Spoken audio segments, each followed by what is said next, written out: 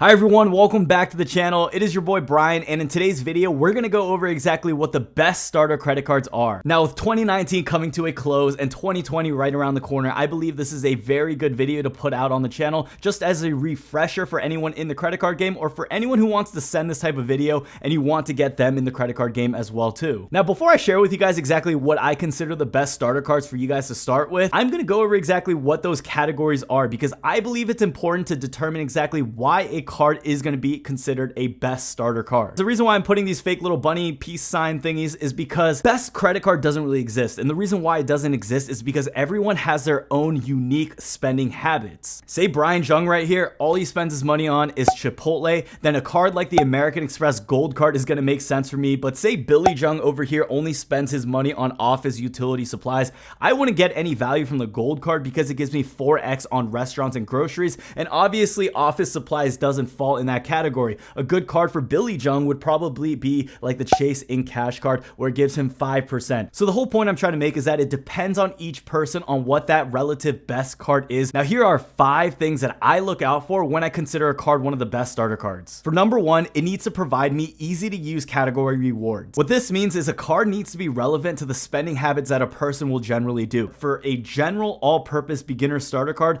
I really look out for dining and travel. Now, number 2 factor that I look out for a good beginner starter card is that it needs to have no annual fee. So say you have a no annual fee card, if you pay off your card every month in full, you're never gonna have to pay a dime of interest to any of these banks or credit card issuers. As a beginner credit card, I often advise against a high annual fee because annual fees can go up from $100 a year to even $595 a year. An example of that card is the American Express Business Platinum. In the beginning of your credit card journey, the most fundamental principle is to learn and understand the basics of your credit card and then get into the higher tier cards. A no annual fee card is not going to cost you a single dime as long as you guys pay off that card in full every single month. And this is really the best time for you guys to understand how credit card works. If you pay off the minimum statement balance, how that's going to affect you negatively compared to paying off your full statement balance. I do understand there is a learning curve to getting into the credit card game, and that's why I believe it's not good to just jump the ranks. Now, number 2 kind of leads into number 3, and that's because I often look for beginner starter cards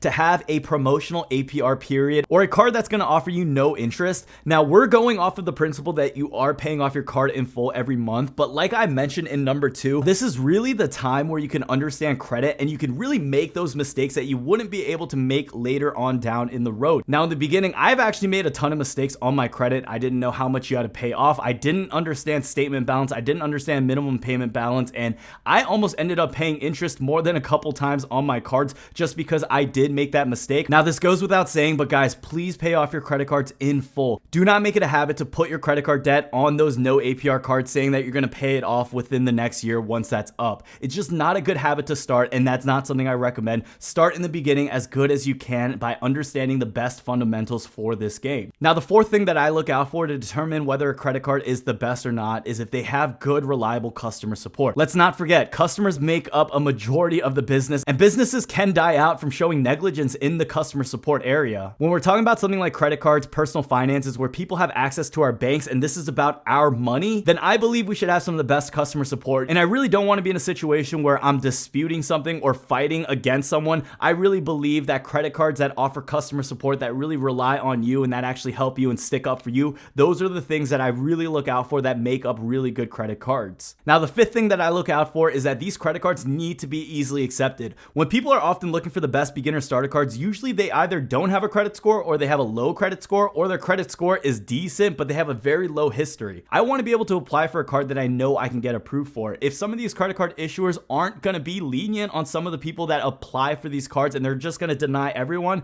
I don't consider that a good starter card just because it's not really a starter card. Now, here's an awesome, good little tip though for anyone who does have a low score. If you do not have a score at all, if you guys are still living with your parents, or you know someone in your household or your family where they have a really good credit score, what you guys can do is get yourself added as an authorized user. Basically, their credit score or their power is going to come down and send it over to you, and you just accept that.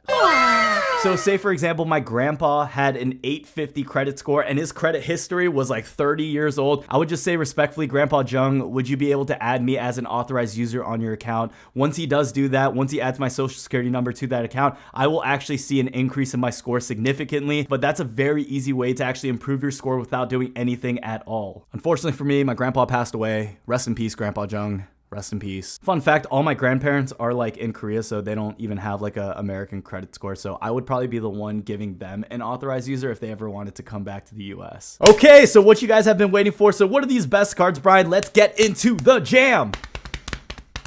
Drum roll.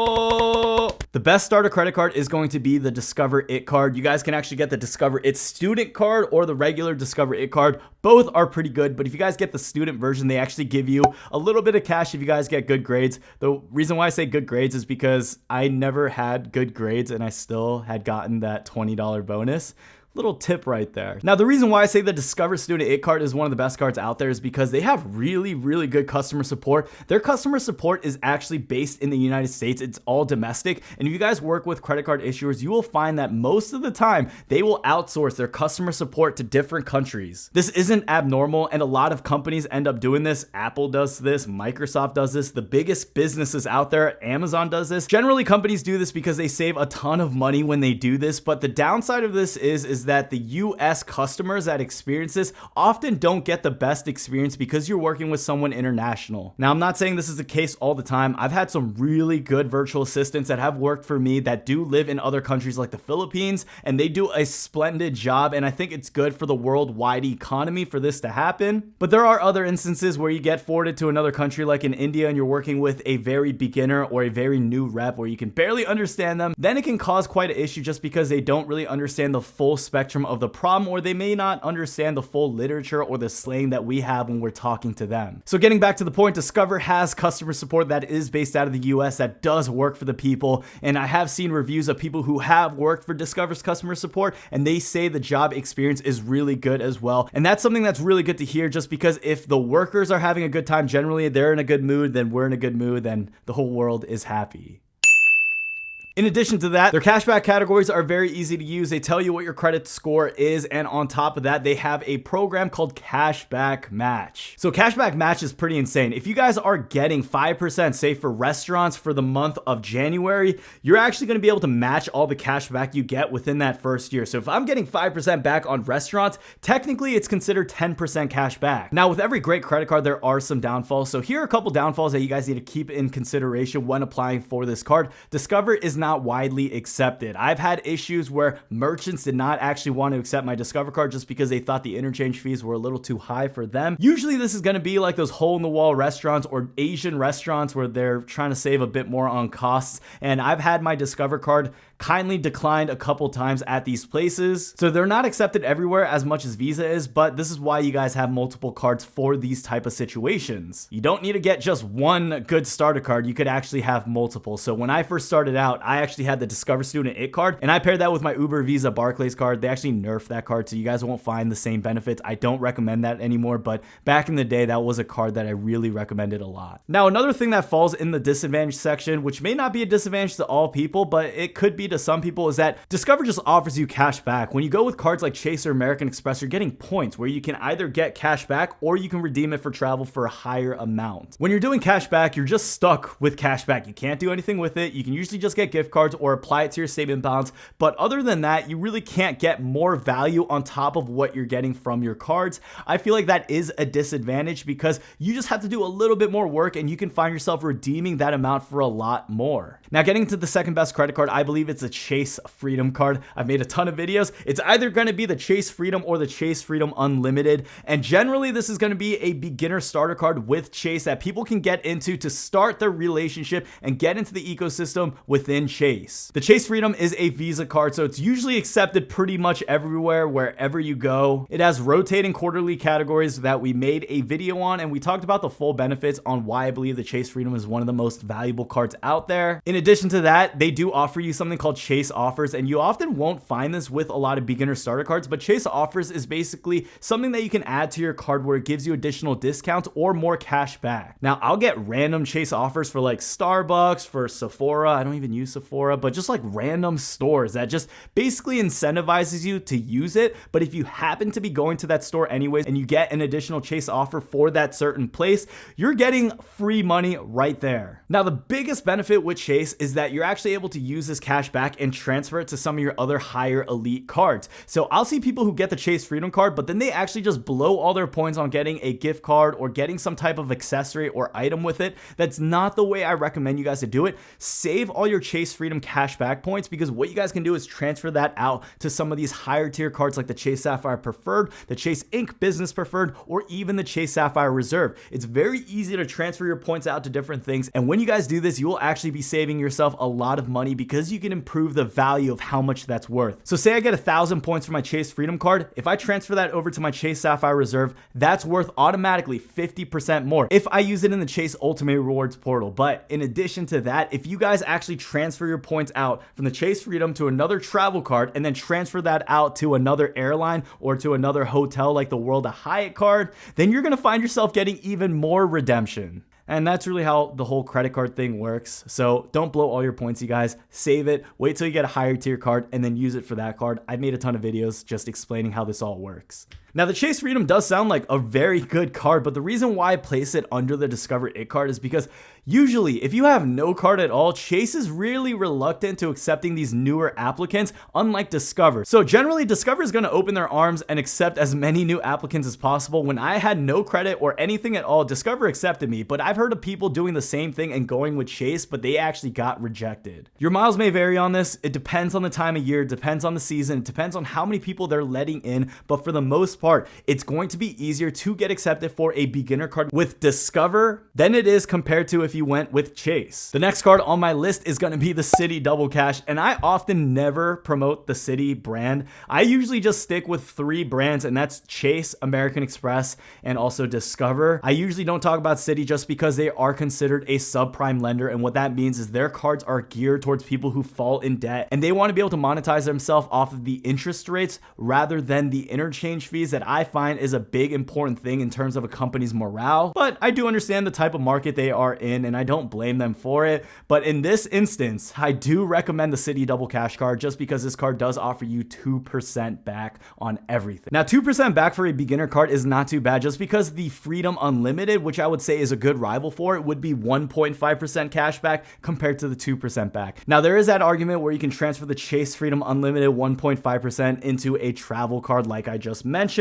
But if we're talking about ease of use, cash back, just something you can generally use without having to worry about transferring and things like that, then the 2% is obviously going to beat the 1.5% back. Now, I would never recommend the Citi Double Cash for anything else. American Express offers a card called the Blue Business Cash, which also gives you 2% back, but that's within American Express, which has better customer support, which has freedom with their points, which has a lot of other benefits, including the prestige of using their card. This is the one time I recommend the Citi Double Cash. It's for beginners. If you're looking to get into the credit card game and you can't get accepted for any of the cards, chances are you're going to get accepted for the Citi Double Cash card. They accept a wide variety of applicants, and this card is pretty solid just for anyone getting into the game. It has no limits, no annual fee, 2% back on everything. So the Citi Double Cash card is going to be next on the list, and the main reason for that is just because of how simple it is to use. Yes, they're not the best issuer. Yes, they don't offer you points, but it's so straightforward. It's just straight cash back. It's straight to the point, and you understand what you're getting for that card. Now, what I do believe is going to make this one of the best starter cards if they actually had a welcome bonus feature added to this card. For anyone who doesn't know what that is, it's one of those promotions where if you spend X amount of money, say you spend $500, they're going to give you $150 cash back. Those things are easy ways for you guys to actually accumulate a lot of cash back, especially in the beginning of your credit card journey. The Citi Double Cash unfortunately does not offer that. Other cards like the Chase Freedom cards do, but the Citi Double Cash does not at the moment. Last but not least, the next card on this list is going to be the American Express Blue Cash card. American Express is surprisingly very easy to get accepted for. A lot of people are going to just rush into these subprime lenders, and they often forget that American Express has their own variety of beginner starter cards. The American Express Blue Cash Everyday card is a perfect example of that, and this card actually comes with a welcome bonus as well. After you guys spend $1,000 in purchases on your new card in the first 3 months of your card membership, they'll actually give you guys $175 back. That's a lot of bread right there. Now, in addition to that, you guys will actually get 3% cash back at US supermarkets, 2% cash back on gas stations, and 1% cash back on all other purchases.